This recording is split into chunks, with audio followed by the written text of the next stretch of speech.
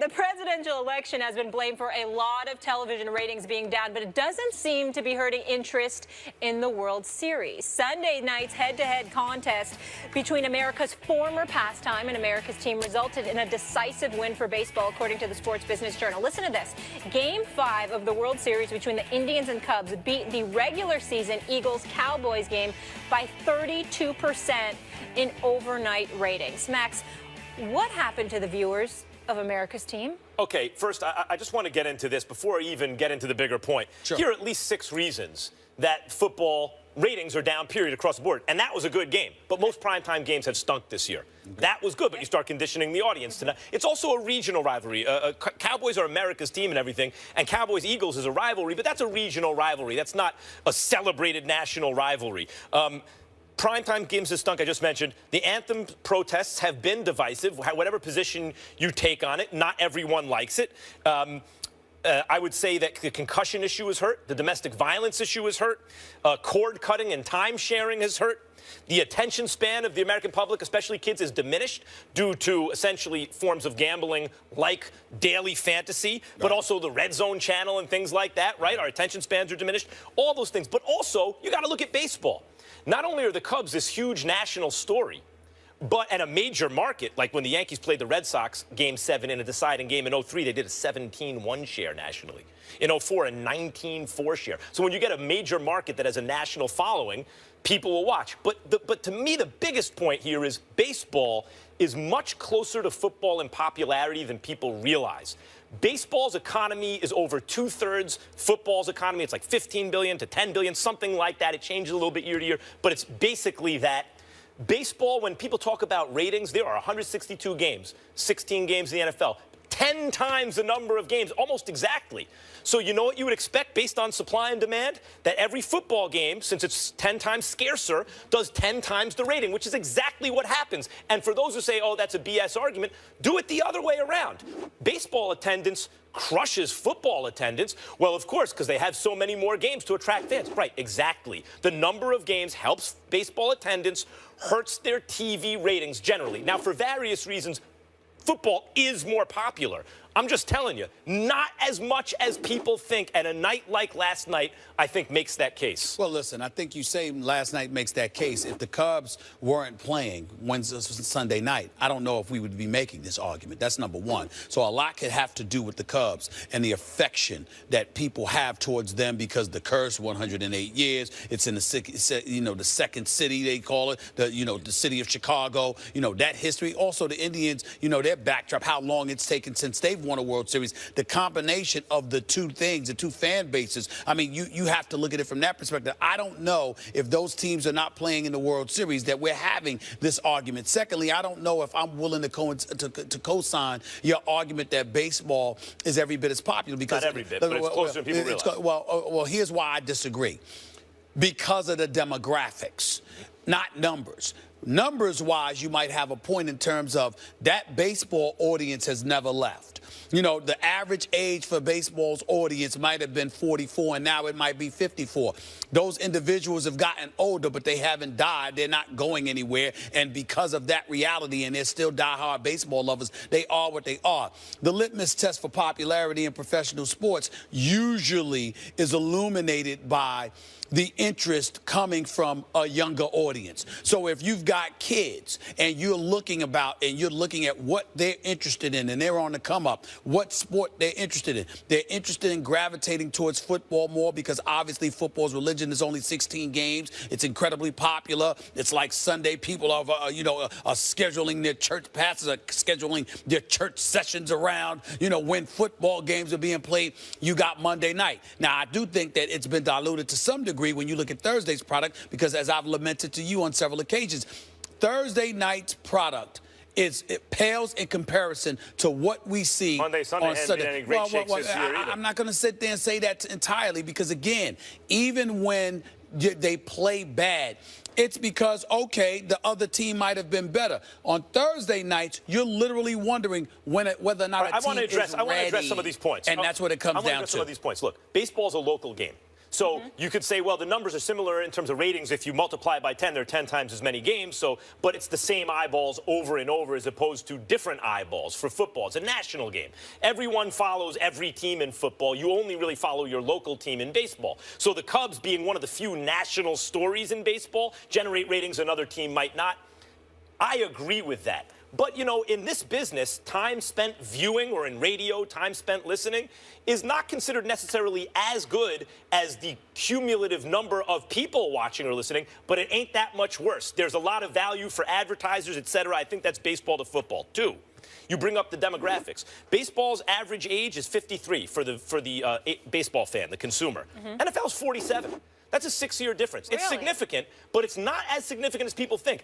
NBA is 37. So there's a bigger NBA gap. is on the come up. No doubt. And the NBA is a much easier, more accessible sport to understand. It exports better around the world. Younger kids like it better. But there's a bigger drop-off in age between the NFL and NBA than between baseball and football. Yeah, it's been exaggerated how old baseball is relative But I to also football. think here's where you're missing a point. If you have a game on Thursday, and it's a diluted product, and it's not generating interest from a younger audience, right?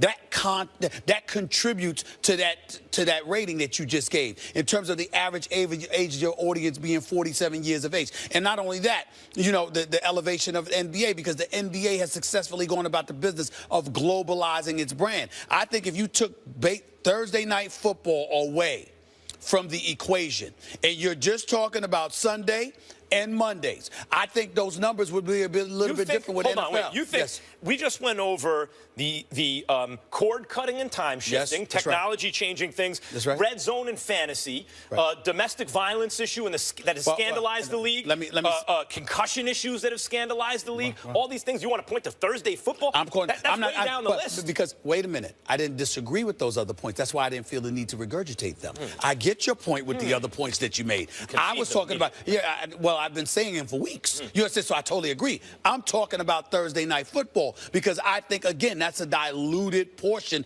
of the product. I think when you sit there and take that and throw that into the equation, it ain't helping. I think that it's not helping. That's my point. Whereas the NBA is on the come up, I look at Major League Baseball, the game is a bit slow. They've got to do things to speed it up a little bit, and I don't think it ingratiates itself with that younger audience. But I do think football does, just on certain days, better than others. I have one question for Molly. Yeah. Does that count as 2 wins for me, or is that like a 10-8 round in boxing? Do I get an extra point, or is that 2 separate rounds? I plead the fifth.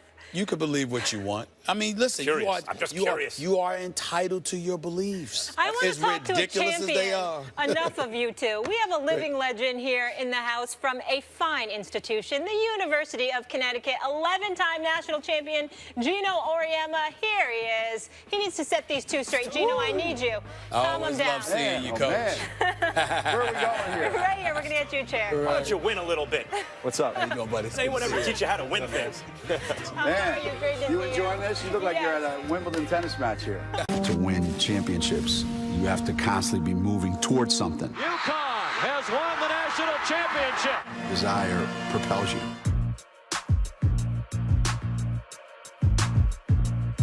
The national championship goes to Connecticut for the 4th year in a row.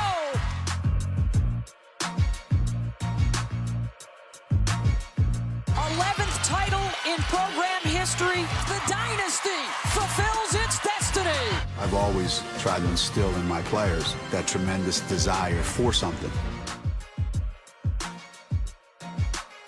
Our next guest, all he does is win, win, win, no matter what. He collects jewelry, too, 11 rings. We welcome friend of the show, Gino Auriemma, to the desk. Thank you so much for being here with us. Great seeing you, Coach. Great to be here, guys. Gino, I need you to help me here. So Stephen A. is depressed. He loves the NBA more than anything, and all we hear, he keeps complaining since KD joined the Warriors that they've ruined basketball. For the These regular super season. teams. Now, you can relate to this because all you do is dominate as well, and you've heard these complaints. What would you like to say to him in response that the Warriors have ruined the NBA season until the playoffs?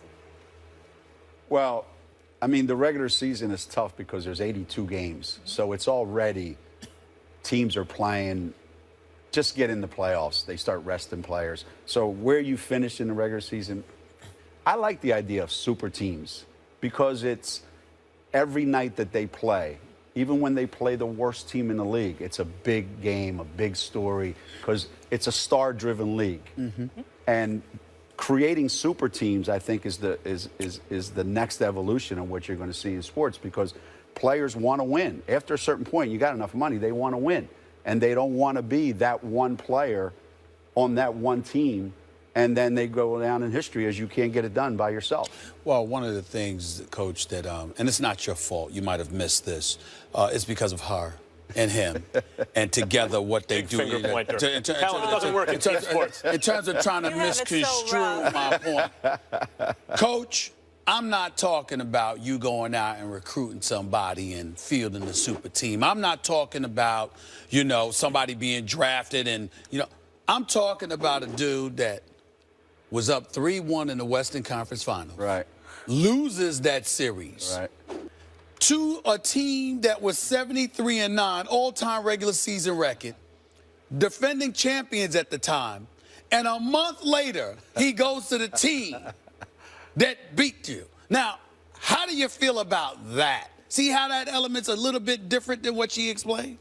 Yeah, I understand that, and I'm okay with it. I think what he did was he said, look, I want to play with the best players, and I want to experience what it feels like to have that for 82 games plus the playoffs and a chance at immortality. Coach, speaking of dominance, the polls come out today. Notre Dame 1, Baylor 2, UConn women 3. Yeah. How does that make you feel? Perfect. Because finally you're the underdog. I was hoping we'd be 23. You know, I remember coaching the U.S. national team at a tournament in Russia. And we had 5 of our players. And we were playing against a team with 12 Olympians. And for the first time, and I don't know how long, we walked into the gym that night. And I said to one of the assistant coaches, Doug Bruno, I said, I got to tell you, I've never been more excited in my life. And he said, why? This is the first game in about 10 years where we're not expected to win. There's something exciting about that. Now, if all of a sudden that lasts 3 or 4 years, it loses a little bit of its excitement, don't get me wrong. But I think all of us need to be reset where people, you know, you can't just keep grabbing the carrot. How does that happen, though? You win 4 in a row by an average margin last year of 173 points. I just looked it up. You had the point differential is 173 a game. That's not exact. That's look it up, kids. He tops you, Stephen. He exaggerates. And how do you wind up 3rd after that run, particularly after last year? Well, we graduated Kevin Durant, Steph Curry, and Klay Thompson. So, you know, it's a little bit different. Yeah. You know, if you took those 3 from one team, we got that based on reputation, number 3. Because by any stretch of the imagination, you can't lose the 3 best players in college basketball and think that you're not going to miss a beat. It's the fact that we're that high. And we've got really good team. Don't get me wrong. We've got a really good team, and we've got some really good players, some great young players. But until somebody proves it, it's just speculation. I'll go back. I ask you this question all the time. Anytime I see you on the show, I always ask you the same question. You thinking about coaching men's at any point in time, considering the level of dominance, that you have continuously displayed throughout your illustrious career at UConn? Have you thought about coaching the men's? You know, you can think about something all you want, you know. That doesn't mean that it's ever going to happen. And you still have to have somebody out there that says, you know what, I think you'd be the perfect guy to do this. And, you know, there's been opportunities over the last 15 years, and for whatever reason, it just wasn't the right time in my life, my family's life. But I think at some point you have to say, am I happy doing what I'm doing? Because it's not always that great somewhere else. And I'm happy doing what I'm doing. Does that mean I'm always going to be happy doing what I'm doing? I don't know, but I'm happy doing what I'm doing right now. What are the goals this season? You mentioned that you don't have the same squad. You graduated Durant and Steph and Klay. So what are the goals? What do you tell your team?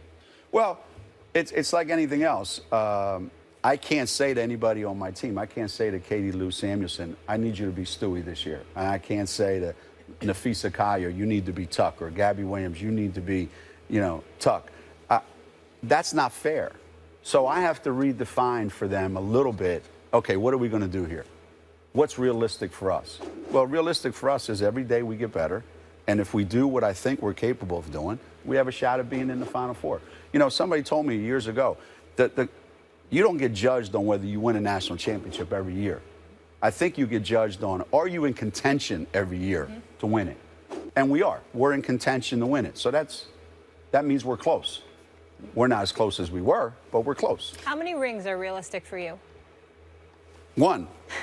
That's about all I wear. The important 12, 15. No.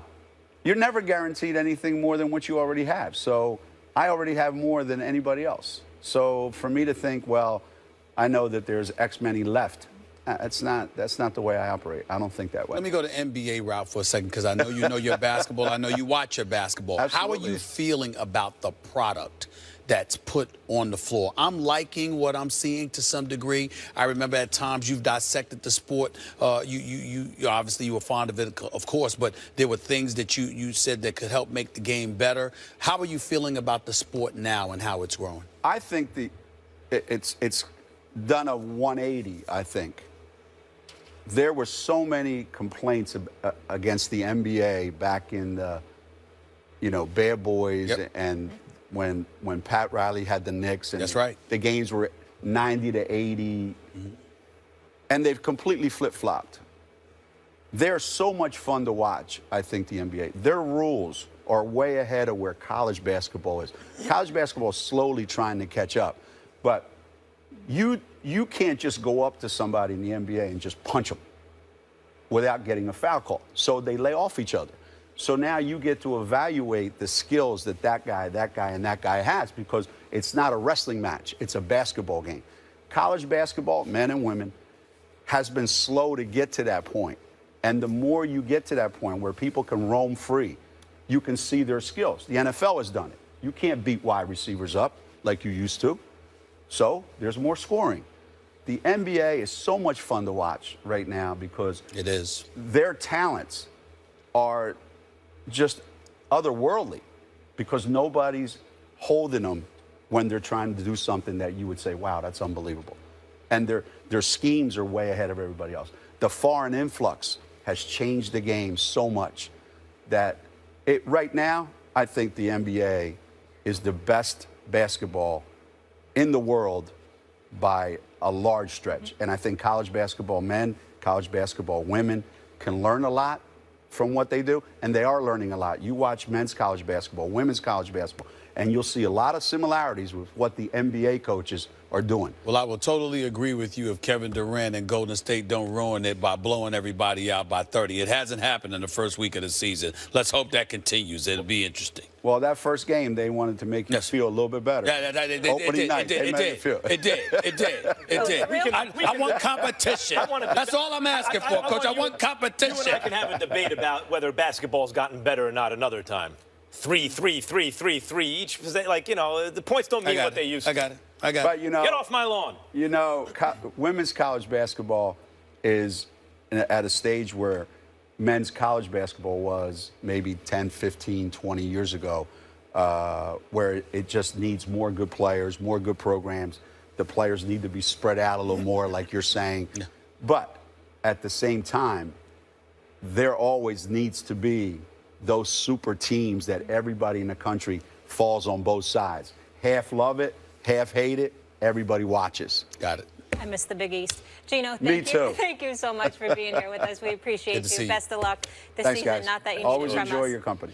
The presidential election has been blamed for a lot of television ratings being down, but it doesn't seem to be hurting interest in the World Series. Sunday night's head-to-head contest between America's former pastime and America's team resulted in a decisive win for baseball, according to the Sports Business Journal. Listen to this. Game 5 of the World Series between the Indians and Cubs beat the regular season Eagles-Cowboys game by 32% in overnight ratings. Max, what happened to the viewers of America's team? Okay, first, I just want to get into this before I even get into the bigger point. Sure. Here are at least 6 reasons that football ratings are down, period, across the board. And that was a good game. But most primetime games have stunk this year. That was good, but you start conditioning the audience to that. It's also a regional rivalry. Cowboys are America's team and everything, and Cowboys-Eagles is a rivalry, but that's a regional rivalry. That's not a celebrated national rivalry. Primetime games have stunk, I just mentioned. The anthem